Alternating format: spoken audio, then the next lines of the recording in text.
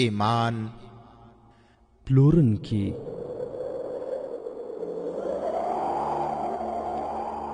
څلورمه برخه.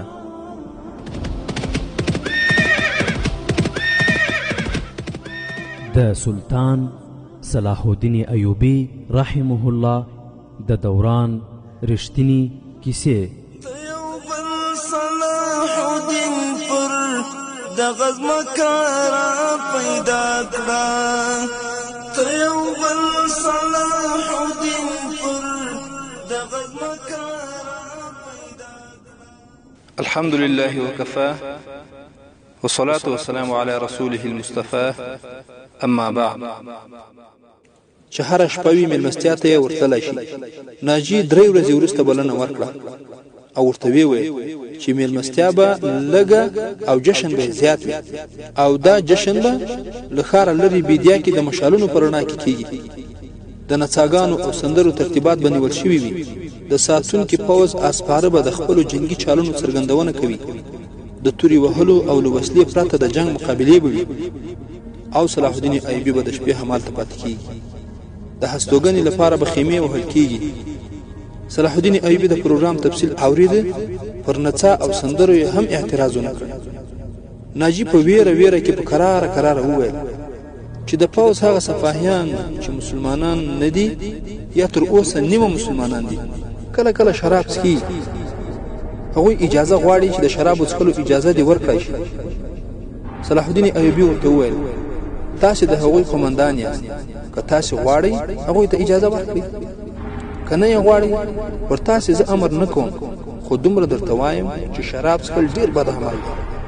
ناجی د غلامانو په څېر وویل، د مصر د امیر بخت لوړ وي، زه څوک یم د هغه کار د اجازې ورکولو چې تاسو یې ډېر بد ګڼئ. صلاح الدین ایوبی وویل، هغوی ته اجازه ورکړئ چې د جشن په شپه له بدکارۍ او شور او غوغاو پرته هر څه کولی شي. که چا شراب وڅښل او بیا یې الګوله جوړه کړه، هغه ته به سخته سزا ورکول کیږي. دغه خبر چې کله د صلاح الدین ایوبی مامورینو ته ورسېده چې ناجی د صلاح الدین ایوبی په درناوي کې کوم جشن جوړول غواړي، په هغې کې به نڅاګانې او سندرې وي، شراب به هم څښل کیږي. او صلاح الدین ایوبی دغه مېلمستیا ته ورتګ له دغو ټولو خرافاتو سره منلی دی. ټولو له حیرانتیا نه یو بل ته کتل. چا وویل ناجی درواغ وایي، هغه نور تر خپل اغیزې لاندې راوستل غواړي. او چا پکې دا هم وویل چې بالاخره د ناجی جادو پر صلاح الدین ایوبی هم اغیز وکړ.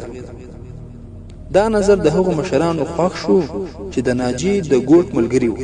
صلاح الدین ایوبی د واک له اخیستلو سره پر هغو مزې چړچې، عایش، شراب څښل او بدکارۍ منع اعلان کړې وه.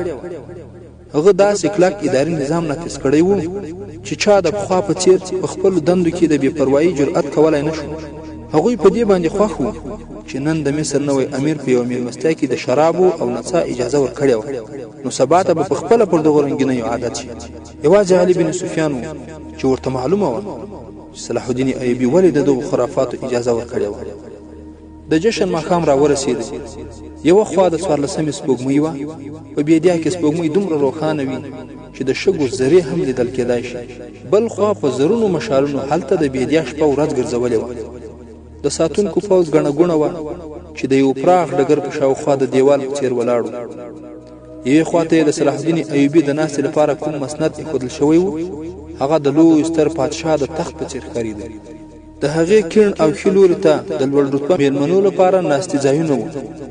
په دغه پراخ او پلن سیل ځای کې لږ وړاندې د مېلمنو لپاره ډېرې ښکلې خیمې درول شوې وې. له هغوی نه یوې خواته د صلاح الدین ایوبی یوه لویه خیمه درول شوې وه، چیرې چې به هغه شپه تېروله. علي بن سفیان تر لمر لوېدو د مخه ورغلی و او د دغې خیمې شاوخوا ته یې ساتونکي درولي وو. کله چې علي بن سفیان هلته ساتونکي څوکیداران ودرول، ناجی زکوې ته وروستۍ لارښوونې کولې. هغه ماښام د زکوې ښکلا نوره هم را څرګنده شوې وه. د هغې له بدن نه د عطرو داسې څپې خوږ بوی تله چې د بیدیا اغیز پکې و. هغې زلفې پر لوڅو اوږو خورې کړې وې. پر سپینو اوږو تور رنګیو ګورو ویښتانو د زاهدانو نظرونه هم جلبولی شول. د زکوې جامې دومره نرۍ وې چې د بدن ټولې لوړې ژورې یې له ورایه څرګندېدې. د هغې پر شونډو فطري مسکا د نیم سپړلې غوټۍ په څېر وه. ناجي چې هغې ته له سره تر پښو وکتل ویې ویل ښایي چې ستا بدني ښکلا پر صلاح الدین ایوبي اغېز ونه کړای شي خپله خوږه ژبه وکاروه هغه درس مه هېروه چې زه یې له دومره ورځو راهیسې تا ته وایم او دا هم هېر نه کړې چې هغه ته ورشې وینځه یې نه شې د انځر ګل شه چې د ونې په سر کې ښکاري خو چې کله د ونې سر ته وخیږي ورک سي هغه په خپلو قدمونو کې کښېنوه زه تا ته ډاډ در کوم چې ته به دغه ډبره اوبه کړې په دې هېواد کې قلوپتره د سیرس په څېر اوسپنیز سړی په خپل حسن او ځوانۍ کې ویلي کړ او د مصر په شګو کې یې بهولی و قلوپتره تر تا زیاته ښکلې نه وه ما چې تا ته کوم درس ویلی دی هغه د قلوپتره چالونه دي د ښځې دغه چالونه هېڅکله نه ناکامېږي زکویا مسکۍ کېدله او د ناجي خبرې یې په غور سره اورېدې د مصر ځمکې یوه بله قلوپتره د ښکلې منګورې په څېر زیږولې وه د مصر تیر تاریخ خپل پیر بیا تکراراوه لمر چې پرېوت مشالونه بل شول صلاح الدین ایوبي پر آس سپور راغی د هغه ښي او کیڼ لور ته د هغه ساتونکي ټولۍ عسکر پر اسونو سپاره وو چې علي بن سفیان ټاکلي وو له همدغه ټولۍ نه 10 تنه عسکر علي بن سفیان تر ماښامه د مخه راوستي وو او د سلطان صلاح الدین ایوبي له خیمې نه یې بهر درولي وو موسیقي آلاتو د دیرال له غږ سره استقبالیه نغمه وغږوله او په بیدیا کې د امیر صلاح الدین ایوبي د زنده باد د نارو انګازې شوې ناجي راوړاندې شو او صلاح الدین ایوبي ته یې ښه راغلاست ووایي ویې ویل ستاسې قربانۍ ورکوونکی پوځ د اسلام د عظمت ساتونکی تاسې ته د سر په سترګو ښه راغلاست وایي چې هغوی ستاسې د لیدلو تنده او ناکرارۍ وګوري ستاسې په یوه اشاره به ځانونه قرباني کړي او د چاپلوسۍ لپاره چې د هغه څومره الفاظ یاد وو ویې ویل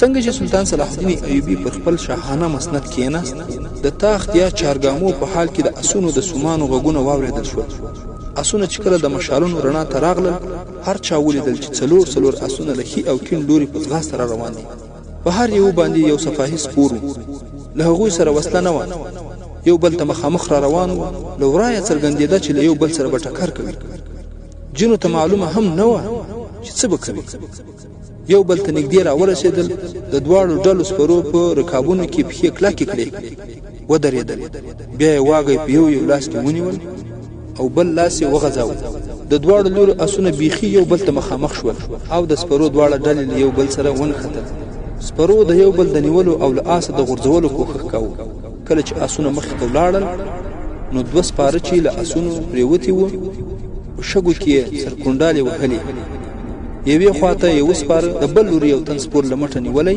او له آسه یې پورته کړی و هغه یې پر خپل آس سملولی او د ځانه سره یې یووړ د ګڼې ګوڼې خلکو دومره شور جوړ کړ چې چا خپل غږ په خپله هم اورېدلی نه شو دا سپاره چې په تیاره کې غایب شول نو له دواړو لوري څلور اسونه نور راغلل او دغه ډول مقابله یې وکړه په دې ډول 8 مقابلې وشوې تر دې وروسته اوښسپاره راغلل بیا آسپرو او اوښسپرو د سپرلیو بېلابېل چالونه وښودل تر دې وروسته د برچې وهلو او له وسلې پرته جګړو څرګندونې وکړای شوې چې پکې څو تنه سپاهیان زخمیان هم شول صلاح الدین ایوبي د شجاعت او زړورتوب دغه مظاهرو او مقابلو ته خورا زیات ځیر و هغه ته د همدغسې زړور پوځ اړتیا وه د علي بن سفیان غوږ کې وویل که په دې پوځ کې اسلامي جذبه او احساس هم وي نو زه یوازې په همدې لښکرو صلیبیان په ګونډو کولی شم علي بن سفیان رحمت الله علیه هماغه مشوره ورکړه چې د مخه یې ورته ویلي وي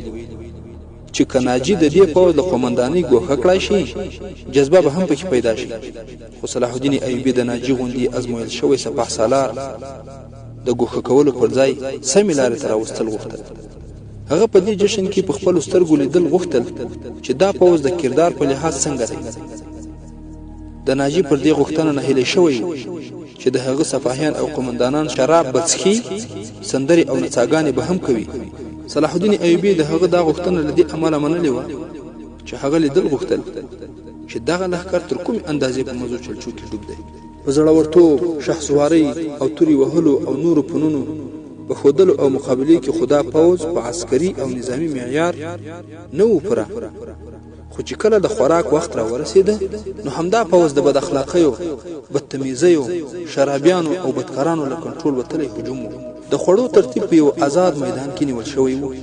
یوې خواته د پوځ لږو ډیرو 2000 کسانو ته خواړه ایښودل شوي وو او له دوی نه لږ څه لرې د صلاح الدین ایوبي او نور لوړ رتبه مېلمنو لپاره د خوراک تنظیم شوی. په سلونو مکمل پسونه، وزګړي، د اوښانو مکمل رنونه او په زرونو چرګان کباب کړی شوي وو. د نورو اړوندو شیانو خو شمېر نه کېده او سفاهیانو ته د شرابو کوچني کوچني مشکونه او سراحیګانې ایښودل شوي وي. عسکر په خوړو او شرابو ورپرېوتل. په غړپاري شراب څښل مسابقه پیل شوه. صلاح الدین ایوبي دې منظرې ته کتل او غلی ناست و. د هغه په مخ کې داسې کوم تاثیر نه و چې سوچ یې ترې څرګند شي. هغه له ناجي نه یوازې همدومره وپوښتل: تاسې له 50,000 سپاهیانو نه دوی د مېلمستیا لپاره څه ډول غوره کړي وو؟ آیا دا ستاسې بدترین عسکر دي؟ ناجي په غلامانه لهجه جواب ورکړ: د مصر امیر صاحب، نه، دا 2000 عسکر زما د پوځ غوره سپاهیان دي. تاسې د دوی کمالات ولیدل؟ د دوی زړورتوب مو ولیده؟ د جنگ په میدان کې چې دوی د کوم جنګیالیتوب څرګندونه کوي هغه ته به حیران پاتې شي. تاسې د دوی بدتمیزي ته مه ګورئ. دوی به ستاسې په غاښ ځانونه قربانوي. زه کله کله دوی ته مکمله ازادي ورکوم چې تر مړینې د مخه د دنیا له رنګ و بوی نه پوره خوندونه واخلي. صلاح الدین ایوبي دغه استدلال په جواب کې هیڅ ونه ویل. د ناجي پام چې کله نورو مېلمنو ته واوښت، صلاح الدین ایوبي علي بن سفیان ته وویل: ما چې څه لیدل غوښتل هغه مې ولیدل. دا سوډاني سپاهیان له شرابو او الګولي سره عادت دي. ته وایې چې په دوی کې جذبه شته؟ زه یې وینم چې د دوی عملونه هم خراب دي. دا پوځ که ته د جګړې ډګر ته بوځې نو دوی به د جنگ پر ځای د ځان ژغورنې په فکر کې وي. د غنیمت مالونه به لوټوي او د مفتوح لوري له خزینو سره به وحشیانه رویه کوي. علي بن سفیان وویل: د دې علاج دا دی چې تاسې د مصر له مختلفو سیمو کوم پوځ تیار کړی دی هغه دې د ناجي په دې 50,000 کسیز پوځ کې مدغم کړی شي. د بدو سپاهیانو چې له ښو سپاهیانو سره ناسته پاسه وشي عادتونه بدلوي. صلاح الدین ایوبي مسکی شو. علي ته یې وویل: ته په یقیني ډول زما د زړه په رازونو پوهېږې. همدا زما پروګرام دی چې تر اوسه مې تا ته نه وویلی. چاته یې یادونه مه کوه. په علي بن سفیان کې دا صفت و چې د نورو د زړونو په رازونو پوهېده او تر معمول زیات ذهین. هغه نور څه ویل غوښتل چې په مخ کې یې نور مشعلونه بل شول. پر ځمکه قیمتي قالینې غوړېدلې وې. د سورنا او غجکۍ داسې خوږه او پرسوزه نغمه پیل شوه چې په مېلمنو کې چوپتیا خپره شوه. یوې خواته د نڅاګرو نجونو کتار را څرګند شو. 20 نجونې په داسې نازک لباس کې را روانې وې چې په هغې کې یې د بدنونو هره برخه ښکارېده. د هر یوې جامې ډېرې نرۍ چپنډوله وې چې له اوږو نه تر پښو تر غوزانو اوږدې وې. بېشانه ویښتان یې پر اوږو خواره واره وو. د صحرا نسیم ډوله هوا او د نجونو خرامانه مزل یې جامې ورو ورو ښورولې. داسې ښکارېدلې لکه د نسیم باد چې د ګلانو ګېډۍ په څپو راولي. د هر یوې د جامو رنګ جلا و. د هر یوې شکل او صورت تر بل مختلف و. خو د ښکلا او بدن په نازو نخرو کې ټول یو شان وي. مرمرینې لوڅې مټې یې وي. هغوی را روانې وي خو دومره میده میده چې قدمونه یې نه پورته کېده. تا به ویل چې د هوا د څپې په څېر را روانې دي. د نیمې دایرې په شکل ودرېدې. مخونه یې د سلطان صلاح الدین ایوبي په لور کړل او د درناوي لپاره ټیټ شو. د ټولو زلفې پر اوږو راخورې شوې وې. سازونو د هغوی په وریښمینو زلفو او ناز نخرو د جادو په څېر اغېز پیدا کړ. دوه د دیوانو په څېر تورپوستي حبشیان چې تر ملاګانو یې د پړانګانو پوستکي تړلي وو، یوه لویه ټوکرۍ پر اوږو ایښې چټک چټک را روان وو. ټوکرۍ یې د نجونو د نیمې دایرې په مخ کې کېښوده. سازونو د مارګرانو تال پیل کړ. حبشیانو د مستو سنداګانو په څېر هوا ته کتل پناه شو. له ټوکرۍ نه یوه ډېره غټه غونچه را څرګنده شوه او د ګل په څېر وغوړېده. له دغه ګل نه د یوې نجلۍ څېره را څرګنده شوه او بیا هغه را پورته شوه. داسې ښکارېده لکه له سرو وریځو چې میاشت را ښکاره شي. دا نجلۍ د دې نړۍ نه معلومېده. مسکا یې هم ځمکنۍ نه وه. د زلفو ځلکا یې هم د مصر د نجونو په څېر نه وه. او چې کله نجلۍ له ګلپاڼو بیرون قدم کېښوده نو ناز نخرو یې لیدونکي نشه کړل. علي بن سفیان د سلطان صلاح الدین ایوبي په لور وکتل. د هغه پر شونډو مسکا خپره وه. صلاح الدین ایوبي د هغه په غوږ کې وویل: علي، الله جل جلاله دا بشر څومره ښکلی پیدا کړی، خو افسوس چې د څه مظاهره کوي هغه د دې سره نه ښایي. ناجی د سلطان صلاح الدین ایوبي خواته راغی، ویې ویل: د مصر د امیر اقبال دې لوړ وي، د دې نجلۍ نوم زکویه دی. دا مې ستاسې لپاره له اسکندریې نه راوستې ده. دا کاسبه ډمه نه ده او پتلورونکې هم نه ده. له نڅا سره یې مینه ده. شوقیه نڅا کوي، محفلونو ته نه ځي. زه یې پلار پیژنم، د بحر په غاړه د ماهیانو کاروبار کوي. دا نجلۍ ستاسو له مینوالو څخه ده. تاسو پیغمبر ګڼي. زه په تصادفي ډول د دوی د پلار د لیدلو لپاره ورغلم. نو دغه نجلۍ غوښتنه وکړه چې اورېدلې مې دي چې سلطان صلاح الدین ایوبي د مصر د امیر په حیث راغلی دی. د الله جل جلاله لپاره ما ورته ورولم او ما سره د خپل ځان او نڅا پرته بل هیڅ نشته چې زه یې دغه سترې هستۍ ته وړاندې کړم. د ډېر درناوي وړ امیر، ما له تاسې محترم نه د رقص او سرود اجازه د همدې لپاره غوښتې وه چې دغه نجلۍ ستاسې حضور ته وړاندې کول غوښتل. صلاح الدین ایوبي وویل: تاسې ته مې ویلي نه و چې زه په خپل مخ کې کوم نجلۍ د نڅا او لغړتیا په حالت کې لیدلی نه شم. دغه نجونې خو تاسې راوستې ملبوسې نه دي، بیخي لوڅې دي. علي مقامه ناجي کوږ شو او ویې ویل: ما ویلي و چې محترم امیر صاحب نڅا نه خوښوي، خو دې ویلي چې زما ګډا به یې خوښه شي، ځکه زما په رقص کې د ګناه بلنه نشته. دا به د یوې باحیا نجلۍ نڅاوي. زه به د ایوبي په حضور کې خپل جسم نه بلکې فن څرګندوم. که زه سړی وای نو د ایوبي د ځان ساتنې لپاره به د هغه د ساتونکو په ډله کې شامل شوی وای. صلاح الدین ایوبي رحمت الله علیه وپوښتل: تاسې دا ویل غواړئ دغه نجلۍ خپل ځان ته راغواړم شاباسۍ ورته وایم چې تا خپل بدن د زرونو سړیو په مخ کې لوڅ کړ؟ ډېره ښه نڅا دې وکړه. دې ته پر دې خبره شاباسۍ وایم چې دې د سړیو د جنسي احساساتو پر راپارولو کې ښه مهارت حاصل کړی دی. محترم امیر صاحب: نه. ناجي وویل: ما دا له دې وعدې سره دلته راوستلې ده چې تاسې دې ته د ملاقات شرف وبخئ. دا له ډېره لرې ځایه په همدې هیله راغلې. تاسې خو لږ ورته وګورئ. د دې په نڅا کې د ډمو په څېر تاثیر نشته. ځان سپارنه یې وګورئ. هغه تاسې ته په څنګه نظر ګوري؟ بېشکه عبادت یوازې د الله جل جلاله کېږي، خو دا د نڅا په اداګانو له عقیدت نه په ډکو خمارو سترګو ستاسې بندګي کوي. تاسې ورته خپلې خیمې ته د ورتګ اجازه ورکړئ د لږ وخت لپاره.